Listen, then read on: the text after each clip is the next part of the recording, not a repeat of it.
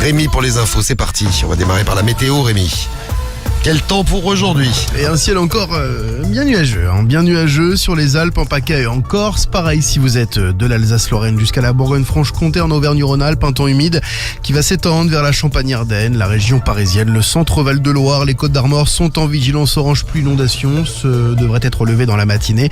D'ailleurs, ça ira mieux au fil des heures, notamment sur la Bretagne, vers les Hauts-de-France et en Normandie. Pareil vers le Languedoc-Roussillon et en PACA. Les températures ce matin entre 7 et 22 degrés, 8 à Lille, 10 à Paris, 13 à Lyon, 15 à Marseille. Dans l'après-midi, 13 sur le Massif central, 14 en Bourgogne, 15 en Alsace et sur le territoire de Belfort, 16 dans la Loire, 18 près des frontières du Nord en région parisienne et sur les Charentes, 19 en Bretagne, en Vallée du Rhône, sur le Pays Basque et en Normandie, 20 sur le bassin aquitain et en Haute-Garonne, 23 dans les Bouches-du-Rhône, 26 en Corse. La pollution, c'est correct. Les indices entre 2 et 4. Est-ce que vous avez déjà été privé de récré quand vous alliez au bahut? Si vous emmenez les enfants à l'école ou si vous allez au bahut, est-ce qu'on vous a privé de récré? Quelles sont les conneries que vous avez faites au bahut?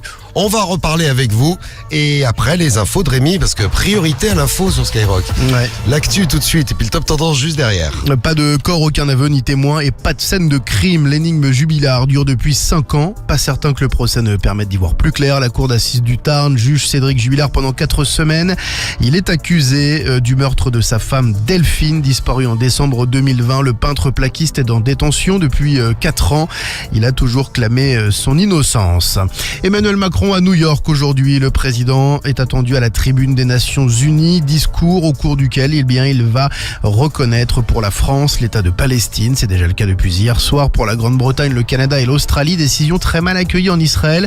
Emmanuel Macron devrait une fois de plus condamner les attaques du 7 octobre. Il insistera sur l'exclusion du Hamas de toute gouvernance.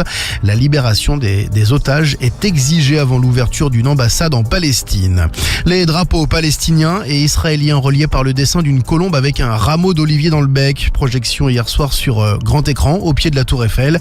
La décision prise par la mairie de Paris qui souhaite réaffirmer son engagement pour la paix. Des maires de plusieurs communes ont indiqué leur intention de faire flotter le drapeau palestinien au fronton de leur hôtel de ville.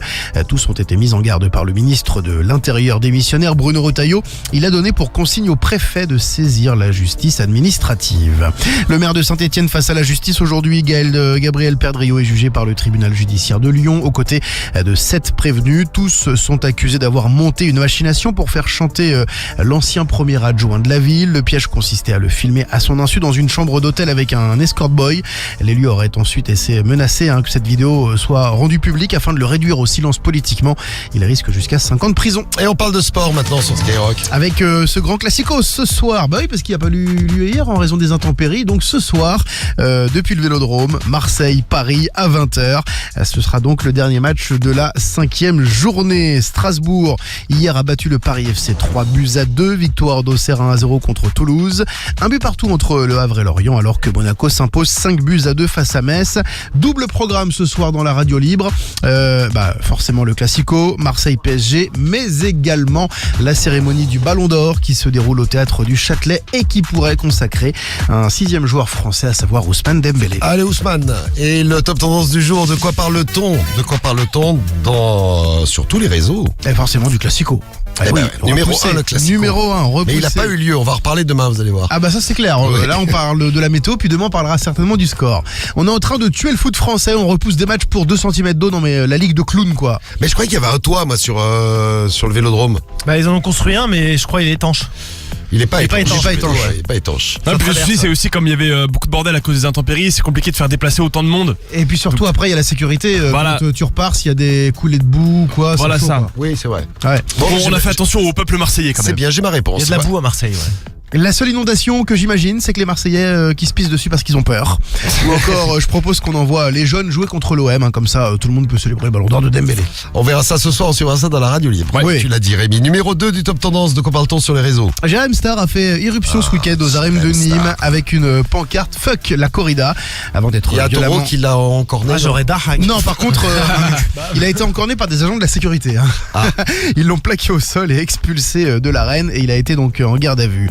C'est pas ta culture. T'es jamais allé de ta vie, tu ne connais pas l'histoire et les traditions de la corrida, donc tu fermes ta gueule et tu restes dans ton bain. T'es pas content, tu regardes pas. Voilà. Il a raison, il faut tout faire contre la violence animale. La vie n'est pas un jeu. Ou encore, moi je propose qu'on laisse Jérém Star tout seul dans une arène avec un taureau et on voit qui gagne à la fin. Ça pourrait être rigolo. À voir. Le numéro 3 du Top Tendance. Un sondage qui nous apprend que 48% des hommes se sentent plus coupables de changer de coiffure que de tromper leur partenaire, de changer de coiffeur plutôt, non pas de coiffure.